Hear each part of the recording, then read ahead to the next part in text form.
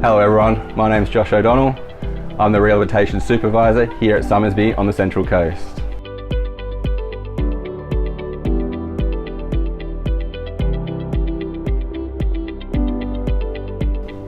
As you've heard, we are repurposing this site into a rehabilitation centre with a focus on dogs with special needs.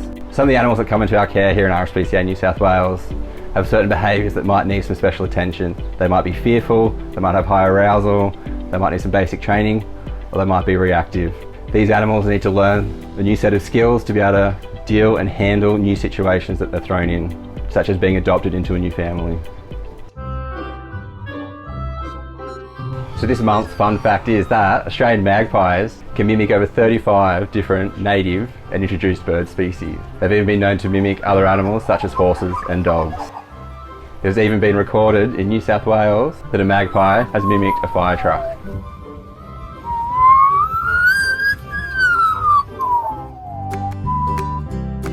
With our Guardian Angel appeal, we're aiming to raise over $700,000. I'm happy to announce we've raised almost $707,000. During these tough times with COVID, it's heartwarming to see that our supporters and volunteers are still so generous during these times.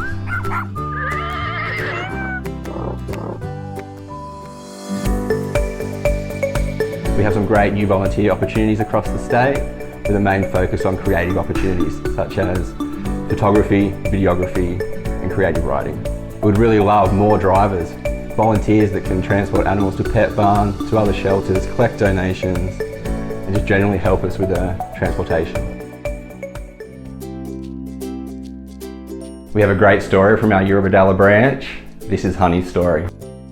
We'd like to introduce you to Honey and tell you about the amazing journey she's been on. In August 2020, Honey was brought to a local vet in Eurobodalla Shire by a distraught member of the public who had just run over her. Honey was not microchipped and no owner could be found, so Honey was taken in by the RSPCA as a stray. X-rays showed Honey's legs were so badly broken that she needed specialist treatment. Despite her injuries, her disposition was calm and gentle, and her sweet nature, combined with her coat colour, led her to being named Honey. The vets bandaged her leg as best they could, and Honey was taken by Eurobodalla branch members to Illawarra Shelter, from where she was collected by the animal ambulance to RSPCA Sydney Vet Hospital. Honey's leg was repaired during a complicated surgery, and she then faced a long period of convalescence.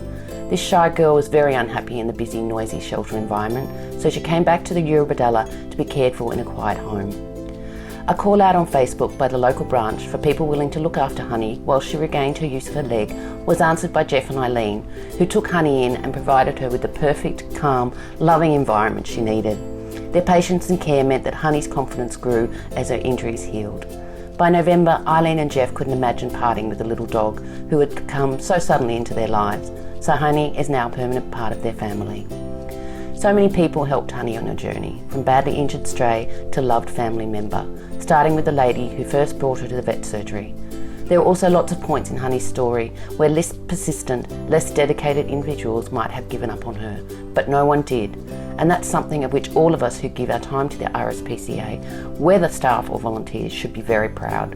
A good news story in a very difficult year. Sometimes you might need to talk about an experience you've had. As a volunteer, you have access to 6 sessions with our Employee Assistance Program. This is a free counselling service. You can access this service for any reason. It does not need to be animal related. Sometimes you need a break from your volunteer and foster care activities. So please don't be afraid to say no. We appreciate your effort and support, but we understand that you need time for yourself and for your family.